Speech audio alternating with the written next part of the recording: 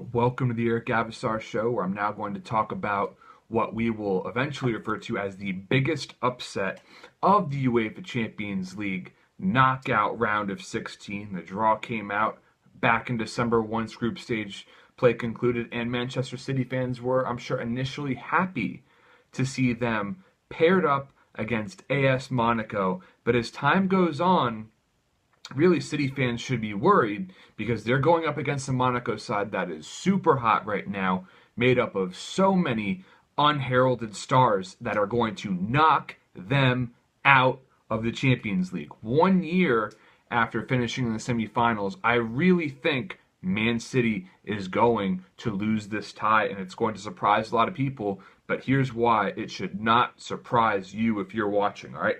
Monaco are in terrific form right now. As of right now, Friday night, they have won 3 games in a row, 5 out of their last 6. Meanwhile, Manchester City have only won 4 out of their last 6, including a loss and a tie. That loss, of course, being that humiliating 4-0 defeat to Everton.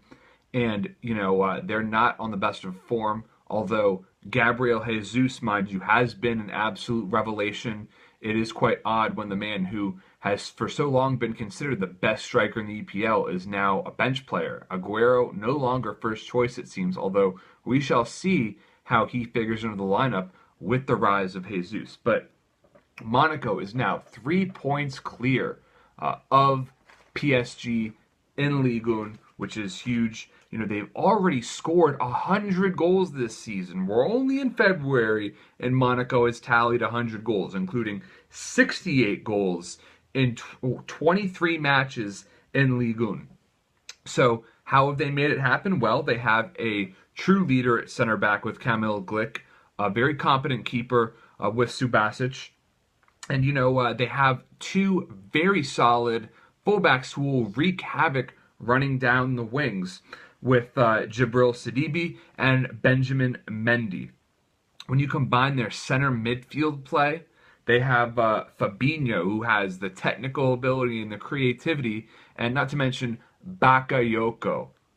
Bakayoko is going to create so many problems for Manchester City. The citizens, they're going to be playing long balls left and right because every time they're going to try to play something through the midfield, Bakayoko is going to break it up. So they're going to try to bypass it, play the long balls, and that is not going to help matters for them. That is not the way Pep Guardiola is going to want to play, but Bakayoko is going to force his hand. He's going to make life very difficult. He's been mentored by Claude Makelele. He is a big, towering, hulking presence who lays down the law with his tackles. So watch out for him. Perhaps one of the best players in world football that is largely unheralded. The same can be said for Bernardo Silva, who caught headlines during the January transfer window because with Manchester United interested, rumors suggested that his valuation was a whopping 70 million euros for only a 22-year-old. Watch out for the Portuguese man. Another star. And, speaking of stars, Owen Hargreaves, the former Manchester United player, said, this is a team of superstars. He's watched them a lot, and he knows this team is the real deal. Now, up top, the guys who are going to make life hell for John Stones, who's been under fire and struggling, and Nicolas Otamendi, should he play. Those guys are, Radamel Falcao. Remember that name? After a disastrous 2-year spell in England with Manchester United and the Chelsea Red Boys, Falcao has had a career renaissance. He has been brought back from the dead, has scored 19 goals in all competitions this season. And, it's remarkable the way he's recovered. He looked so done and dusted when he was playing in England. But as it turns out, the French league is exactly what he needed to turn things around. And to make those runs that helps, create space for him, Valerie Germain, I hope I pronounced that right, he has 10 goals so far this season. So, when an unselfish player scores 10 goals, that's another great sign. So, Monaco is going to play in a traditional, fluid, flexible attacking 4-4-2. It's considered ancient and outdated, but they make it look beautiful. They're going to cause massive problems for Manchester City.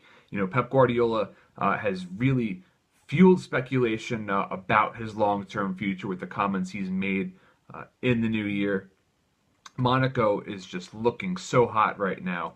And I think it really plays into their hands, Monaco, that they have the second leg at home. So even if they don't get the best result in Manchester, you better believe they're going to go all guns blazing back in France. So really look forward to watching how it unfolds. But I'm picking Monaco to take down Manchester City in the Champions League.